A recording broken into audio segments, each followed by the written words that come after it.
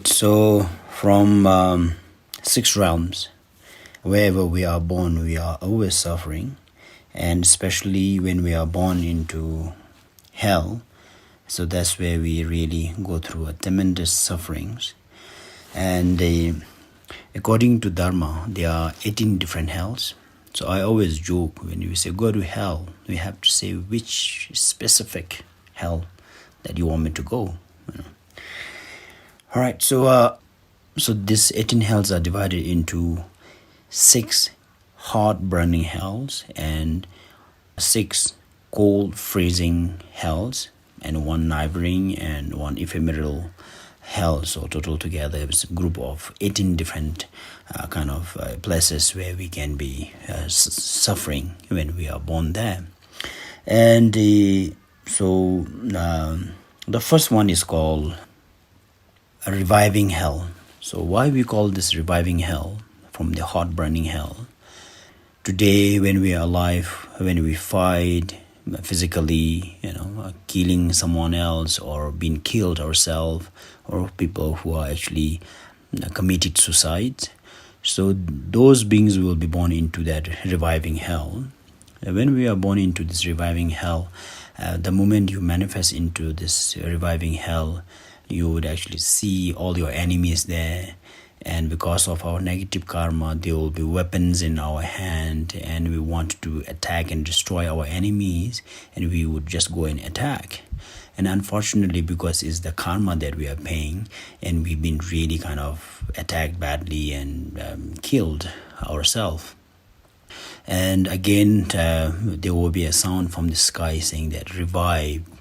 So when there's a sound of this revive, again we will be reviving, become alive again.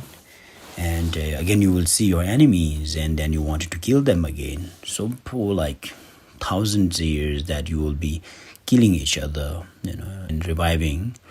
And if you have been kind of commit suicide, so you will see the person that made you to take your own life, and you wanted to do it again, and you will be committing suicide again and again.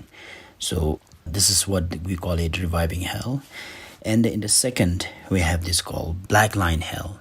So why we call this as black line hell is because when we are born into that hell, we will be captured by yamas, meaning the god of hell realms, and then they will be like really lay down and stretch our legs and hands, and there will be a black line like 4, 8, 16, 34, so as a guideline for them to cut us into pieces.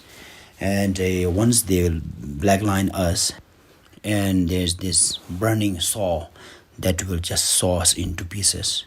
So beings in this black line hells are from the current life, when we butchers animals and torturing beings into pieces with our weapons. So that's how we suffer.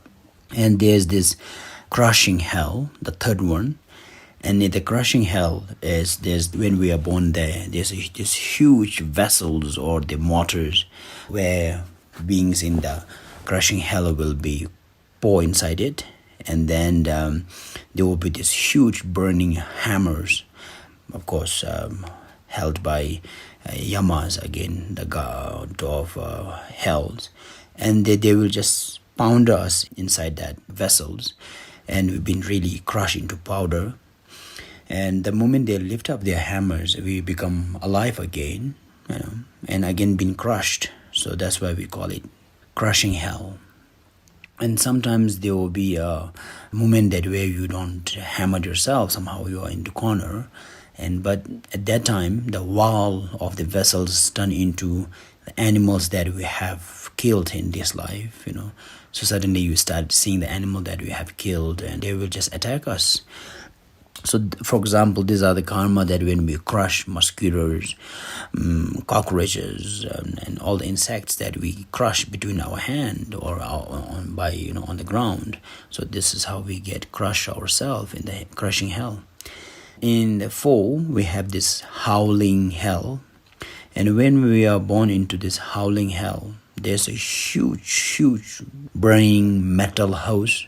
So we are put inside that room, and there's no door, so no way that we can escape from that room, and constantly burning, and then in the great pain and agony, so we would cry out loud. So that's why we call it howling hell. And in the fifth, we have this great howling. So when we say great howling, it's more intense than the previous howling hell.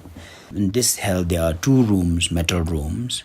Both are burning, of course. So you are stored inside room, and then you wanted to actually escape from that room, and but you will see this is impossible because the doors are like dripping metal liquid, and then there's definitely constantly burning. And then even though if you are able to pass the first door, then we need you to pass the second door, and there's constantly huge fires and molten kind of metals are like dripping, and so this is impossible. Then going through a tremendous sadness and then the suffering, so we call it a great howling. So you will be like crying out loud in that hell. In the sixth, we have heating hell, so meaning a great heat. So in this heating hell, beings in the heating hells are poured into again big pot, and where there's a metal iron liquid, and you are actually cooked inside that. And if you are surfacing on the pot, and then the yamas will just again hook you with the burning iron hook and hammering on your head. So that's why we call it great heat. There's a melting your body, being crushed by hammers. So that's why it's in great heat, and so that's called heating hell.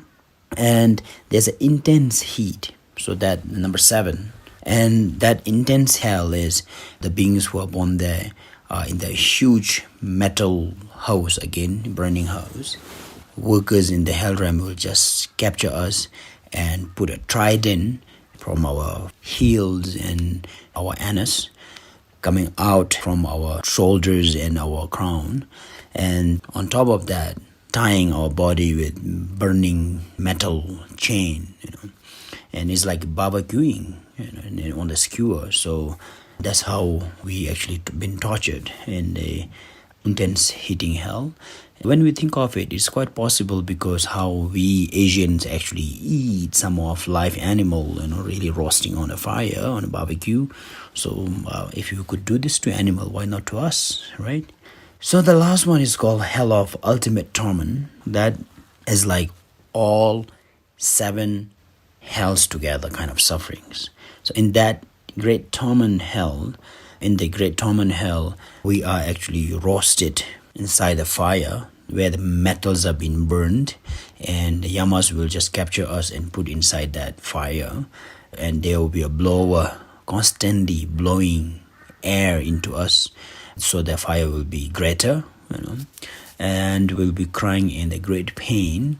But we can't even distinguish between our body and the metal because our body is also being burned, and we could only hear the sound of beings crying inside that hell, but we can't see their bodies, So this is how we suffer. So sometimes there will be a little subsiding of the fire when we try to escape. So again, yamas will just hit us and just push us inside the fire, and will let us suffer inside that great fire with the great pain and agony, And it is not easy to be born into this great torment. You have to be really a great offender or criminals, who actually have killed your own parents, or kind of really corrupted spiritually, taking communities' money, monks or the temple's money, and then who went against your beliefs and your teacher.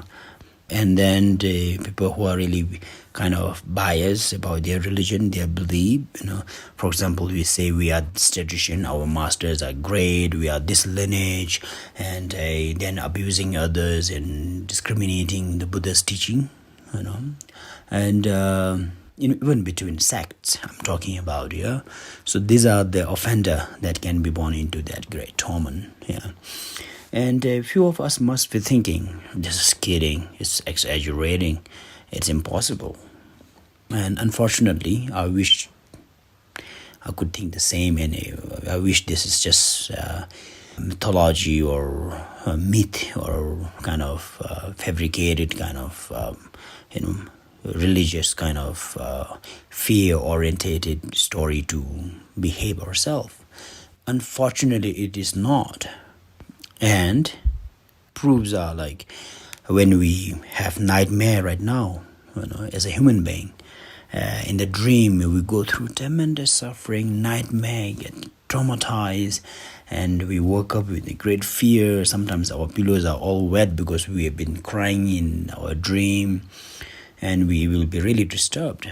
So the question is, do dream really exist?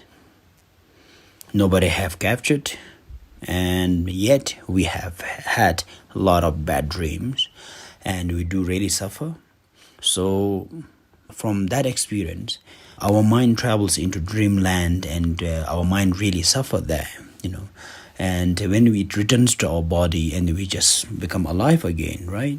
So similarly, nobody can actually capture this hell realm, similar to it's called formless, we call it, like a dream, dreamland. So there's definitely a hell land.